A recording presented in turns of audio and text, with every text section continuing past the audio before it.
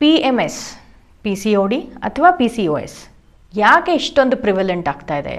But ಹಳ್ಳಿಗಳ ಕಡೆ ಮುಜುಗರ ಪಡ್ತಾರೆ, ಜಾಸ್ತಿ ಓಪನ್ ಅಪ್ ಆಗಲ್ಲ. ಇದು ಯಾವುದು ಮುಜುಗರ ಪಡುವಂಥ ವಿಷಯಗಳಲ್ಲ. 80% ಆಫ್ ದಿ ವಿಮೆನ್ ಕಂಡುಬರ್ತಾ ಇದೆ. ನಿಮ್ಮ ಮೂಲಾಧಾರ ಹಾಗೂ ಸ್ವಾಧಿಷ್ಠಾನ ಚಕ್ರನ ಬ್ಯಾಲೆನ್ಸ್ ಮಾಡೋದು ಈ ಬದ್ಧ ಕೋಣಾಸನ. ನೋವುತ್ತಿದೆ ಅಥವಾ ಹಿಡ್ದಂಗೆ ಆಗ್ತಿದೆ ಅಂದರೆ ನೀವು ವಾಪಸ್ ಸುಖಾಸನಕ್ಕೆ ಹೋಗಿ. ಯೋಗೇನ ಚಿತ್ತಸ್ಯ ಪದೇನ ವಾಚಾಂ ಮಲಂ ಶರೀರಸ್ಯ ಚ ವೈದ್ಯಕೇನ ಯೋಪಾಂ ಕರೋತ್ತಂ ಪ್ರವರಂ ಮುನೀನಾಂ ಪತಂಜಲಿಂ ಪ್ರಾಂಜಲಿರಾನತೋಸ್ಮಿ. ನಮಸ್ಕಾರ. ವಿದ್ಯಾ ಫಣಿರಾಮ್, ಯೋಗಾಚಾರ್ಯ, ಯೋಗ ಇನ್ಸ್ಟ್ರಕ್ಟರ್ ಹಾಗೂ ಯೋಗ ಥೆರಪಿಸ್ಟ್ ನಮ್ಮ ಜೊತೆ ಇದ್ದಾರೆ. ನಾನು ಡಾಕ್ಟರ್ ಸ್ನೇಹಾ ಪಂಡಿತ್, ಆಯುರ್ವೇದ ತಜ್ಞೆ ಹಾಗೂ ನಾಡಿ ವೈದ್ಯೆ. ಇವತ್ತಿನ ವಿಷಯ P M S, P C O S ಹಾಗೂ ಪಿ ಸಿ ಒ ಡಿ. ಈ ಸಮಸ್ಯೆ almost majority 90% of the women ಕಂಡುಬರ್ತಾ ಇದೆ. ಯಾಕೆ, ಏನು, ಡೀಟೇಲ್ ಆಗಿ ನಾವು ಎಕ್ಸಸೈಸ್ ಮಾಡ್ತಾ ನೋಡ್ತಾ ಹೋಗೋಣ.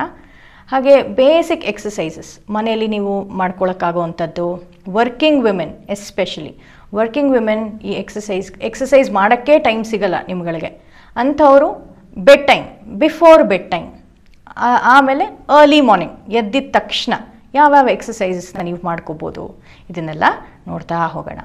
ಬದ್ಧ ಕೋಣಾಸನ ಜನರಲಿ ನಮ್ಮ ಸ್ವಾಧಿಷ್ಠಾನ ಚಕ್ರ, ಮೂಲಾಧಾರ ಚಕ್ರ, ಇದರ ಇಂಬ್ಯಾಲೆನ್ಸಸ್ಗಳಿಂದ, ಅಂದರೆ ಸರೌಂಡಿಂಗ್ ಆರ್ಗನ್ಸ್, ಅದರ ಇಂಬ್ಯಾಲೆನ್ಸಿಂದ ಪಿ ಎಮ್ ಎಸ್ ಆಗಿರ್ಬೋದು, ಪಿ ಸಿ ಒ ಎಸ್ ಆಗಿರ್ಬೋದು, ಪಿ ಸಿ ಒ ಡಿ ಸಮಸ್ಯೆಗಳು ಸ್ಟಾರ್ಟ್ ಆಗ್ತಾ ಇದೆ.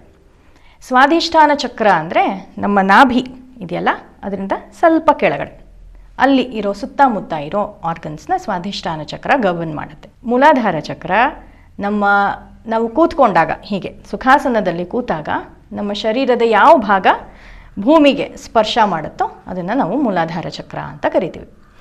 ಅವೆರಡು ಚಕ್ರನ ಇವಾಗ ಹೇಗೆ ಬ್ಯಾಲೆನ್ಸ್ ಮಾಡ್ಕೋಬೋದು, ಆ ಎಕ್ಸಸೈಸ್ಗಳನ್ನ ನೋಡ್ತಾ ಹೋಗೋಣ.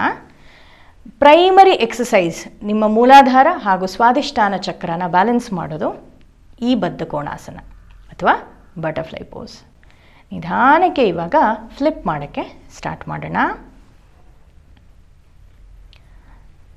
ಸ್ವಾಧಿಷ್ಠಾನ ಚಕ್ರ, ಲೋವರ್ ಅಬ್ಡಮನ್ ರೀಜನ್ ಎಷ್ಟು ಚೆನ್ನಾಗಿ ಆರಾಮಾಗಿ ಈ ಫ್ಲಿಪ್ಪಿಂದ ಆಕ್ಟಿವೇಟ್ ಆಗ್ತಾ ಹೋಗುತ್ತೆ. ಇದನ್ನು ನೀವು ಬಿಫೋರ್ ಬೆಡ್ ಟೈಮ್, ಅಂದರೆ ಊಟ ಆಗಿ ಒಂದು ಅರ್ಧ ಗಂಟೆ, ಸೊ ಮಲ್ಕೊಳ್ಳೋಕ್ಕೆ 1/4 ಗಂಟೆ ಮುಂಚೆ ಇದನ್ನು ಆರಾಮಾಗಿ ನೆಲದ ಮೇಲೆ ಕೂತ್ಕೊಂಡು ಮಾಡ್ಬೋದು. ನಿಮಗೆ ಹೀಗೆ ಕೂತ್ಕೊಳ್ಳೋಕ್ಕಾಗಿಲ್ಲ ಅಂದರೆ ಹಿಂದೆ ಗೋಡೆಗೆ ಒರಗ್ಕೊಂಡು ವಾಲ್ ಸಪೋರ್ಟ್ ತೊಗೊಂಡು ಸ್ಪೈನ್ನ ಸ್ಟ್ರೇಟ್ ಮಾಡಿಕೊಂಡು ಆರಾಮಾಗಿ ಹೀಗೆ ಮಾಡ್ಬೋದು.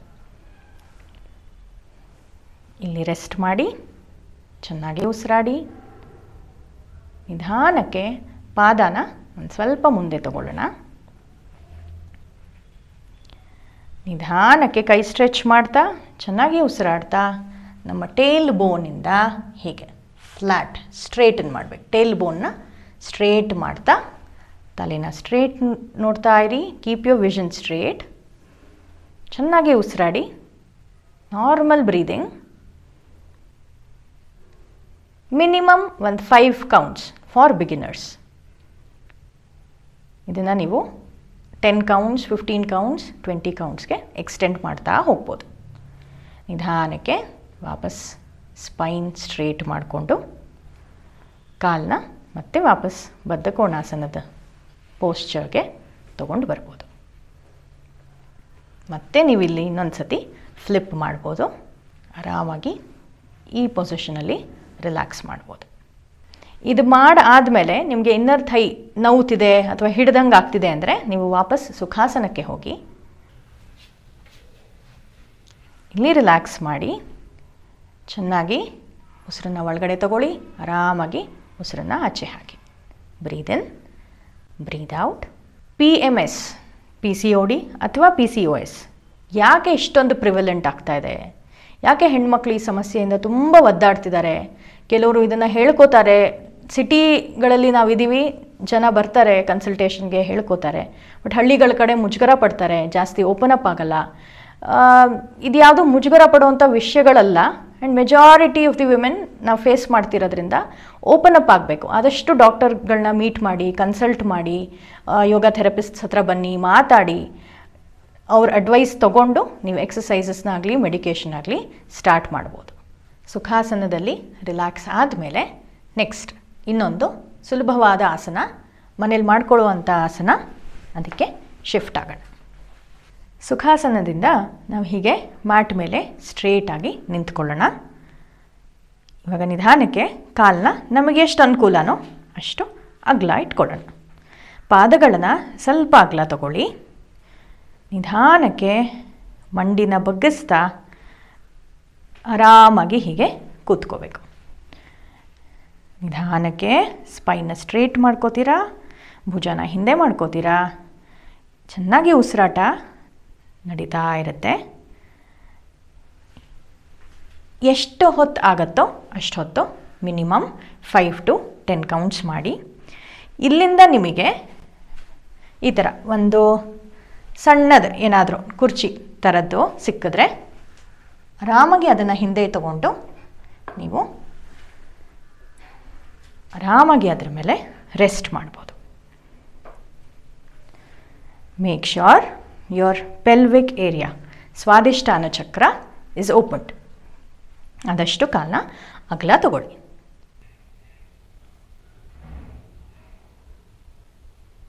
ನಿಧಾನಕ್ಕೆ ಮತ್ತೆ ಇಲ್ಲಿಂದ ಸ್ಟ್ಯಾಂಡಿಂಗ್ ಆಸನಕ್ಕೆ ಬನ್ನಿ. ಪಾದಗಳನ್ನ ಸ್ಟ್ರೇಟ್ ಮಾಡ್ಕೊಳ್ಳಿ.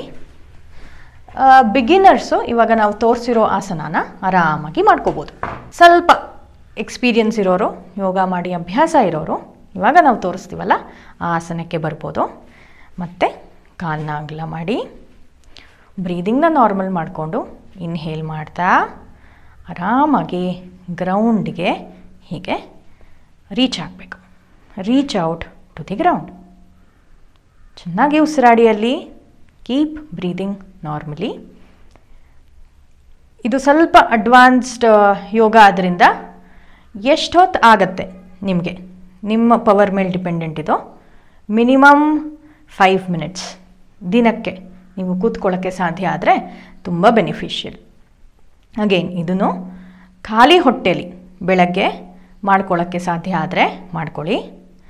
ತೀರಾ ಆಗಲಿಲ್ಲ ಅಂದರೆ ನೀವು ಆಫೀಸ್ ಕೆಲಸಗಳು ಮುಗಿಸ್ಕೊಂಡು ರಾತ್ರಿ ಆರಾಮಾಗಿ ಊಟ ಮಾಡಿ ಬಿಫೋರ್ ಬೆಡ್ ಟೈಮ್ ಮತ್ತೆ ಹೀಗೆ ಕೂತ್ಕೋಬೋದು. ಹೀಗೆ ರಿಲ್ಯಾಕ್ಸ್ ಮಾಡಿ ವಾಪಸ್ ಸುಖಾಸನಕ್ಕೆ ಬನ್ನಿ.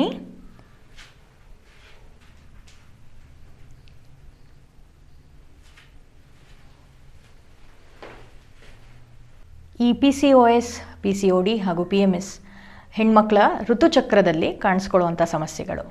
ಹಾಗಾಗಿ ಆಲ್ರೆಡಿ ಮೆನ್ಸ್ಟ್ರಲ್ ಸೈಕಲಲ್ಲಿ ತುಂಬ ಸ್ಟ್ರೆಸ್ಸು, ಸ್ಟಮಕ್ ಕ್ರ್ಯಾಂಪ್ಸು, ತುಂಬ ಒದ್ದಾಡ್ತಿರ್ತೀವಿ. ಅದ್ರ ಜೊತೆಗೆ ಈ ಪ್ರಾಬ್ಲಮ್ಗಳು ಸೇರಿಕೊಂಡ್ರೆ ಮನಸ್ಸಿಗೆ ತುಂಬ ನೋವು, ಸಂಕಟಗಳಾಗತ್ತೆ. ಹಾಗಾಗಿ ಮನಸ್ಸನ್ನು ಹೇಗೆ ಕಾಮಾಗಿ ಇಟ್ಕೋಬೋದು, ಹೇಗೆ ಸ್ಟ್ರೆಸ್ ಫ್ರೀ ಆಗಿ ಇರ್ಬೋದು ಅನ್ನೋದಕ್ಕೆ ಒಂದು ಪ್ರಾಣಾಯಾಮ ಇನ್ಕ್ಲೂಡ್ ಮಾಡೋಣ. ನಾಸಿಕ ಮುದ್ರ. ಇದನ್ನು ನಾವು ನಾಸಿಕ ಮುದ್ರ ಅಂತೀವಿ. ಕೈ ಬೆರಳುಗಳನ್ನ ಹೀಗೆ ಇಟ್ಕೊಳ್ಳಿ. ನಿಧಾನಕ್ಕೆ ಹೆಬ್ಬೆರಳನ್ನು ಒಂದು ನಾಸ್ಟ್ರಲ್ ಮೇಲೆ ತಗೊಳ್ಳಿ. ತುಂಬ ಗಟ್ಟಿ ಹಿಡಿಬೇಡಿ. Don't block your nostril. ಮೂಗಿನ ಹೊಳ್ಳೆಗಳನ್ನು ಬ್ಲಾಕ್ ಮಾಡಬೇಡಿ. ಮೇಕ್ ಶ್ಯೂರ್ ಆರಾಮಾಗಿ ಬ್ರೀತ್ ಮಾಡ್ಬೋದು ನೀವಲ್ಲಿ. ಇದರಲ್ಲಿ ನಿಧಾನಕ್ಕೆ ಫಸ್ಟ್ ಉಸಿರಾಡಿ. Keep your breathing normal. Slow ಆಗಿ ನಿಧಾನಕ್ಕೆ ಇನ್ನೊಂದು ನಾಸ್ಟ್ರಲಿಂದ ಉಸಿರನ್ನು ತಗೊಳ್ಳಿ. ಸ್ಲೋ ಆಗಿ ನಿಮ್ಮ ಕೈ ಬೆರಳುಗಳನ್ನ ಶಿಫ್ಟ್ ಮಾಡ್ತಾ ಹೆಬ್ಬೆಟ್ಟನ್ನ ರಿಲೀಸ್ ಮಾಡಿ ಸ್ಲೋ ಆಗಿ ಏರ್ನ ಇನ್ನೊಂದು ನಾಸ್ಟ್ರಲಿಂದ, ಇನ್ನೊಂದು ಮೂಗಿನ ಹೊಳ್ಳೆಗಳಿಂದ ರಿಲೀಸ್ ಮಾಡಿ. ಆರಾಮಾಗಿ ಇದನ್ನು ನೀವು ಲೂಪಲ್ಲಿ ಮಾಡ್ತಾ ಹೋಗ್ಬೋದು. ಮತ್ತೆ ಹೆಬ್ಬೆಟ್ಟು ಒಂದು ನಾಸ್ಟ್ರಲ್ನ ಮುಚ್ಚಿ ಇನ್ನೊಂದು ಕಡೆ ಏರ್ನ ರಿಲೀಸ್ ಮಾಡಿ ಇದನ್ನು ಆಲ್ಟರ್ನೇಟಾಗಿ ಮಾಡ್ತಾ ಹೋಗ್ಬೋದು. ಸೊ ಇನ್ನೊಂದು ನಾಸ್ಟ್ರಲಿಂದ ಉಸಿರು ತಗೊಳ್ತಾ ಸ್ಲೋ ಆಗಿ ಇನ್ನೊಂದು ಕಡೆಯಿಂದ ರಿಲೀಸ್ ಮಾಡ್ಬೋದು. ಅಗೇನ್ ಇನಿಷಿಯಲಿ ಫಾರ್ ಬಿಗಿನರ್ಸ್ ಇದನ್ನು ಒಂದು 3 ಕೌಂಟ್ ಅಥವಾ ಅಂದರೆ ಒಂದು ಸೈಕಲ್, 3 ಸೈಕಲ್ ಕಂಪ್ಲೀಟ್ ಮಾಡಿ, ಇಲ್ಲ 5 ಸೈಕಲ್ ಕಂಪ್ಲೀಟ್ ಮಾಡಿ, ಅದಕ್ಕಿಂತ ಜಾಸ್ತಿ ಬೇಡ. ಆರಾಮಾಗಿ ಮನಸ್ಸು ಕಾಮ್ ಆಗುತ್ತೆ. ಇಲ್ಲಿ ಕಟ್ಕೊಂಡಿರೋ ಯೋಚನೆಗಳು ಆರಾಮಾಗಿ ರಿಲೀಸ್ ಆಗುತ್ತೆ. ಲೆಫ್ಟ್ ನಾಸ್ಟ್ರಲಿಂದ ಇನ್ಹೇಲ್ ಮಾಡ್ತಾ ಹೋಗಿ, ರೈಟ್ ನಾಸ್ಟ್ರಲಿಂದ ಆರಾಮಾಗಿ ಎಕ್ಸೇಲ್ ಮಾಡಿ. ಮತ್ತು ಇದನ್ನು ಆಲ್ಟರ್ನೇಟ್ ಮಾಡಿ, ಅಂದರೆ ರೈಟ್ ನಾಸ್ಟ್ರಲಿಂದ ಇನ್ಹೇಲ್ ಮಾಡಿ, ಲೆಫ್ಟ್ ನಾಸ್ಟ್ರಲಿಂದ ಎಕ್ಸೇಲ್ ಇಟ್ ಔಟ್. ಅಭ್ಯಾಸ ಇರೋರು ಇದನ್ನು ಆರಾಮಾಗಿ ರಿಲ್ಯಾಕ್ಸಿಂಗ್ ಆಗಿ ಮಾಡ್ತಾ ಹೋಗ್ಬೋದು. PMS PCOD ಇದೆಲ್ಲ ಯಾಕೆ ಬರುತ್ತೆ, ಯಾಕೆ ಇಷ್ಟು ಹರಡಿದೆ ಇದು? 3 ಮೇಜರ್ ಕಾರಣ ಇದೆ ಅದಕ್ಕೆ. ಒಂದು ಕಾರಣ ನಮ್ಮ ಈಟಿಂಗ್ ಹ್ಯಾಬಿಟ್ಸ್, ಫುಡ್ ಹ್ಯಾಬಿಟ್ಸ್. ರಾತ್ರಿ ಮಿಕ್ಕಿರೋದು ಅಥವಾ ನೆನ್ನೆ ಮಾಡಿ ಮಿಕ್ಕಿರೋ ಅಡುಗೆಗಳನ್ನ ರೀಹೀಟ್ ಮಾಡ್ತೀವಿ, ರೆಫ್ರಿಜಿರೇಟ್ ಮಾಡ್ತೀವಿ, ಅದನ್ನು ತೊಗೊಂಬಂದು ಮೈಕ್ರೋವೇವಲ್ಲಿ ಅಥವಾ ಸ್ಟೌವಲ್ಲಿ ಬಿಸಿ ಮಾಡ್ತಾ ಹೋಗ್ತಾ ಇದ್ದೀವಿ. ಆದಷ್ಟು ಆಹಾರಗಳನ್ನ ಫ್ರೆಶ್ ಆಗಿ ತಿಂದರೆ ಈ ಪ್ರಾಬ್ಲಮ್ಸ್ಗಳೆಲ್ಲ ನಮಗೆ ಬರಲ್ಲ. ಬಟ್ ನಾವು ಫುಡ್ ನ್ಯೂಟ್ರಿಷನಲ್ ವ್ಯಾಲ್ಯೂನ 0 ಮಾಡ್ತಾ ಹೋಗ್ತಾ ಇದ್ದೀವಿ. ಮಿಕ್ಕಿರೋ ಅನ್ನನ ತೊಗೊಂಬಂದು ರೀಹೀಟ್ ಮಾಡಿ ಯೂಸ್ ಮಾಡ್ತಿದ್ದೀವಿ. ಮಿಕ್ಕಿರೋ ಅಡುಗೆಗಳನ್ನ, ಮಿಕ್ಕಿರೋ ಪದಾರ್ಥಗಳನ್ನ ರೀಹೀಟ್ ಮಾಡಿ ಯೂಸ್ ಮಾಡೋದ್ರಿಂದ ಈ ಸಮಸ್ಯೆಗಳು ಜಾಸ್ತಿ ಆಗ್ತಾ ಇದೆ. ಇನ್ನೊಂದು ಕಾರಣ, ಹೆಣ್ಮಕ್ಳಿಗೆ ಮದುವೆ ಆಗಿಲ್ಲ ಅಂದರೆ ಸೊಸೈಟಿ ಪ್ರೆಷರ್, ಮದುವೆ ಆದಮೇಲೂ ಸೊಸೈಟಿ ಪ್ರೆಷರ್. ಮದುವೆ ಆಗಿಲ್ಲ ಯಾಕೆ 1000 ಕ್ವೆಶ್ಚನ್ಸ್ ಕೇಳ್ತಾರೆ. ಮದುವೆ ಆದಮೇಲೆ ಗಂಡನ ಮನೆಯವರು ಅವ್ರ ಜೊತೆ ಹೊಂದ್ಕೊಂಡು ಹೋಗಿ ಆ ಸ್ಟ್ರೆಸ್ಸು, ಆ ಟೆನ್ಷನ್ನ ತಡ್ಕೊಳ್ಳೋದು ತುಂಬ ಕಷ್ಟ ಆಗ್ತಿದೆ. ಇದು 2ನೇ ಕಾರಣ. 3ನೇದಾಗಿ ಲಾಂಗ್ ಅವರ್ಸ್ ಆಫ್ ಸಿಟ್ಟಿಂಗ್. ತುಂಬ ಹೊತ್ತು ಕೂತ್ಕೋತಿದ್ದೀವಿ. ಅದು ಈ ಥರ ನೆಲದ ಮೇಲೆ ಕೂತ್ಕೊಂಡ್ರೆ ಸ್ಟಿಲ್ ಇಟ್ ಇಸ್ ಓಕೆ. ನಾವು ನೆಲದ ಮೇಲೆ ಕೂತ್ಕೋತಾ ಇಲ್ಲ, ಕಂಟಿನ್ಯೂಸ್ ಆಗಿ ಅದರ ಕೌಚ್ ಮೇಲೆ, ಚೇರ್ ಮೇಲೆ, ಕಂಟಿನ್ಯೂಸ್ ಆಗಿ ಫೋಮ್ ಇರೋ ಚೇರ್ ಮೇಲೆ, ಅನ್ಈವನ್ ಸರ್ಫೇಸ್ ಮೇಲೆ ಕೂತ್ಕೊಳ್ಳೋದ್ರಿಂದ ನಮ್ಮ ಪೆಲ್ವಿಕ್ ರೀಜನ್ಸ್ಗೆ ಜಾಸ್ತಿ ಪ್ರೆಷರ್ ಮಾತ್ರ ಬರ್ತಾ ಇದೆ. Long hours of sitting, eating habits ಮತ್ತು ಸ್ಟ್ರೆಸ್, ಎಮೋಷ್ನಲ್ ಟ್ರಾಮಾ, ಇದು 3 ತುಂಬ ದೊಡ್ಡ ಸಮಸ್ಯೆ. ಇದೆಲ್ಲ ಕಾರಣಗಳಿಂದ ಆರಾಮಾಗಿ ನಮಗೆ ಈ ತೊಂದರೆಗಳಿಂದ ರಿಲೀಫ್ ಸಿಗಬೇಕು ಅಂದರೆ ಈ ಥರ ಆದಷ್ಟು ನಮ್ಮ ಹೈಜೀನ್ನ ನಾವೇ ಮೇಂಟೈನ್ ಮಾಡಬೇಕು, ನಮ್ಮ ಡಿಸಿಪ್ಲಿನ್ನ ನಾವು ಮೇಂಟೈನ್ ಮಾಡಬೇಕು, ನಮಗೆ ನಾವು ಆದಷ್ಟು ಟೈಮ್ನ ತಗೋಬೇಕು. ಈ ಎಕ್ಸಸೈಸ್ಗಳನ್ನ, ನಾವು ತೋರಿಸಿರೋಷ್ಟು ಎಕ್ಸಸೈಸ್ಗಳನ್ನ ದಿನಾಗಲೂ ಖಾಲಿ ಹೊಟ್ಟೆಲಿ ಹಾಗೂ ಮಲಗಕ್ಕೆ ಮುಂಚೆ ದಿನಕ್ಕೆ ಅಟ್ಲೀಸ್ಟ್ ಮಿನಿಮಮ್ 2 ಸತಿ ಮಾಡಿಕೊಂಡ್ರೆ ನಿಮಗೆ ತುಂಬ ಬೆನಿಫಿಟ್ ಸಿಗುತ್ತೆ. ಮತ್ತು ಇದನ್ನು ಬಂದವರೇ ಮಾಡಬೇಕಾ ಅಂದರೆ ಈ ಪ್ರಾಬ್ಲಮ್ಸ್ಗಳನ್ನ ಫೇಸ್ ಮಾಡ್ತಿರೋರೇ ಮಾಡಬೇಕಾ, ಏನೂ ಇಲ್ಲದೇ ಇರೋರು ಮಾಡ್ಬೋದಾ? ಡೆಫಿನೆಟ್ಲಿ ಮಾಡ್ಬೋದು. ಇದನ್ನೆಲ್ಲ ತೋರಿಸ್ತಿರೋದು ಪ್ರಿವೆಂಟಿವ್ ಎಕ್ಸಸೈಸಸ್. ತೀರಾ ನಿಮ್ಮ ಕಂಡೀಷನ್ನು ಅಗ್ರಿವೇಟ್ ಆಗಿದೆ ಅಂದರೆ ಬರೀ ಎಕ್ಸಸೈಸಿಂದ ನಿಮಗೆ ಖಂಡಿತ ರಿಲೀಫ್ ಸಿಗಲ್ಲ. ಸೊ ಪ್ಲೀಸ್ ಕನ್ಸಲ್ಟ್ ಡಾಕ್ಟರ್, ಯೋಗ ಥೆರಪಿಸ್ಟ್ಸ್ ಎಲ್ಲ ಕನ್ಸಲ್ಟ್ ಮಾಡಿ ಮೆಡಿಕೇಷನ್ಸ್ ತೊಗೊಳ್ಳಿ. ಮೆಡಿಕೇಷನ್ಸ್ ಜೊತೆಗೆ ಇದನ್ನು ಇನ್ಕ್ಲೂಡ್ ಮಾಡಿದ್ರೆ ನಿಮಗೆ ಬೆನಿಫಿಟ್ಸ್ ಜಾಸ್ತಿ. ಏನೂ ಪ್ರಾಬ್ಲಮ್ ಇಲ್ಲದೆ ಇರೋರು ಇದನ್ನು ಮಾಡ್ತಾ ಬಂದರೆ ಡೆಫಿನೆಟ್ಲಿ ಪ್ರಾಬ್ಲಮ್ಗಳು ಬರಲ್ಲ.